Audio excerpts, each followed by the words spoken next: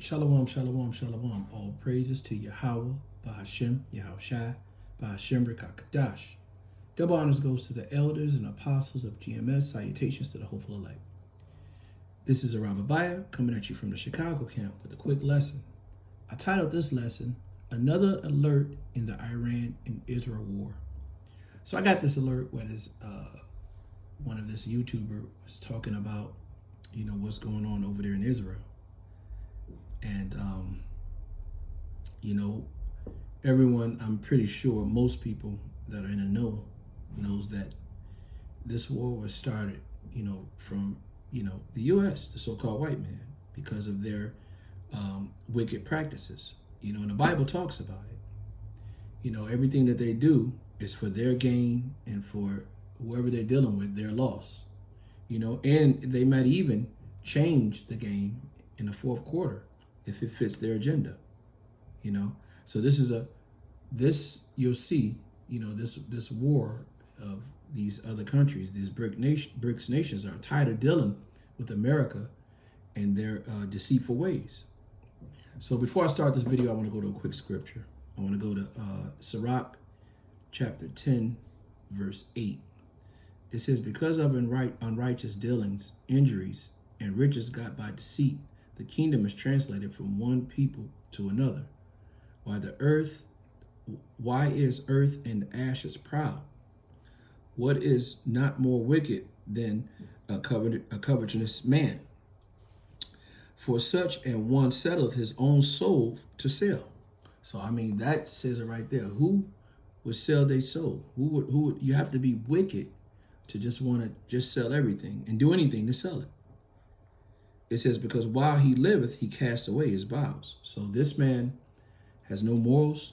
It's just all about the money and power. And this is where we at. And this is why we're on the cusp of nuclear war. And that's why the earth is being transitioned, is being taken down. And the Bible prophesied this would happen. Esau is the end of the world. Jacob is the one that follows. So anyway, let me play this video. Check this out. Emergency bunkers within 90 seconds. They say that Iran, backed up by North Korea, China, and Russia, will unleash one of the world's worst attacks against the nation of Israel, and these attacks will continue against the infrastructure of the United States of America and our allied countries. Now, Saudi Arabia has already sat there and said that they will back up Israel by intercepting any sort of missiles that come through the airspace. We have the Kingdom of Jordan, and we have other countries, each one's putting their foot in the door of war. What we're expecting, according to Donald Trump, is World War III. The Biden administration and everybody that is standing there knows that blood is in the water. Iran, Lebanon, and other countries already smell it like sharks can from miles away, and they are prepared. I want to say this real quick. And yeah, the war is just one part of it. Even including that war is going to cause the economy to suffer. And inflation is going to go through the roof. These stores are going to be closed up. Let's get that in scripture. Let's go to 2nd Ezra, chapter 6, verse 22. It says, and suddenly shall the sown places appear unsown. The full storehouses shall suddenly be found empty. And the trumpet shall give a sound, which every man heareth, and they shall suddenly be afraid. And at that time friends shall fight one against another like enemies, and the earth shall stand still in fear, and those that dwell in. And the springs of the fountain shall stand still, and for 3 hours they shall not run. So that means that the water is going to be cut off.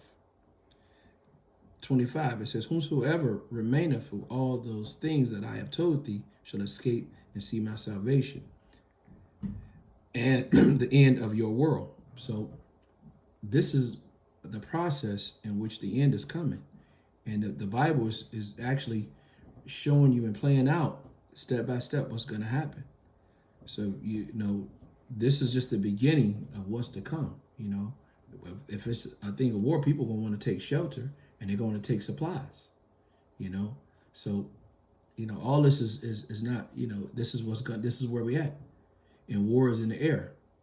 And all of Esau's tricks that he had to fool the population and to make people think things that are not true is all coming out. You know, all his lies that he told, you know, he's now being caught bare. Let's get that. Let's go to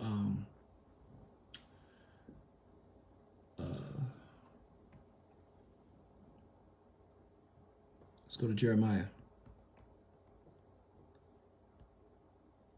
chapter 49.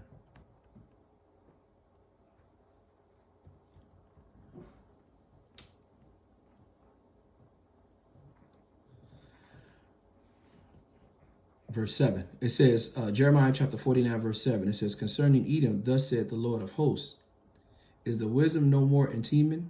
Is the counsel perished from the prudent? Is their wisdom vanished? You talking about Esau right now. It says, flee ye, turn back, dwell deep, O the inhabitants of Dedan. For I will bring calamity of Esau upon him, and at the time I will visit him. It says, if grape wrappers came to thee, would they have left some gleaming grapes? If thieves came by night, would they destroy, they will destroy till they had enough. So this is telling you about Esau, that he doesn't have any morality. He'll steal until there's no more to steal. And even then he'll take the dirt, you know. Verse 10, it says, for I have made Esau bare. I have uncovered his secret places. He should not be able to hide himself. His seed is spoiled, and his brethren and his neighbors, and he is not. So this is actually telling you that Esau is being made bare. All the stuff that he had to deceive the nations, they're not having it anymore. You know, the truth is coming out, and so he's got to move because he only has a short time to attack Israel and the USA. Now, Russia recently said that they will begin arming America's allies as the United States, turn for turn, has armed Ukraine and other countries and fighters, freedom fighters, so they're called, that have fought against the Russian propaganda machine and the Russian administration. What this means is you can expect massive amounts of missiles, deadly drone attacks, and maybe even some sort of nuclear event to take place in the Middle East, one that completely reshapes the understanding that we have of a third world war, and one that prepares us to go into a deeper than ever unending crisis. Wow. We expect supply chain disruptions as well as gas disruptions, fuel disruptions. We also expect massive amounts of change and unrest in the USA as people I want to say that that all of this is because Esau is pushing the clock up, and he's provoking the adversaries of him, so-called, to get this war off the ground, because he know that his time to rule is becoming very short. I want to go to Revelations chapter 12, verse 12. It says, therefore rejoice, ye heavens, and ye that dwell in them. Woe unto the inhabitants of the earth and of the sea, for the devil comes down unto you, having great wrath, because he knoweth that he hath but a short time. So this is a perfect example of Esau moving and provoking swiftly, so that either his adversaries or his, should I say, who he's at war with, is going to pull the trigger, or is going to provoke him, or somehow he can find a way to pull the trigger. But all is through the Lord. The Lord decides the left hand and the right hand. So that's where we're at right now. And Isaiah 33:6 is where we should keep ourselves with the scriptures to know what's to come and how to deal with it. You know, the Bible is the realest book. I'm going to give all praises and honor to Yahweh, Ba'ashem, Yahushai, Ba'ashem, Rekakadash. Double honors to the elders and apostles of GMS. Salutations to the hopeful elect. This is a Rababiah. Shalom till next time. Shalom.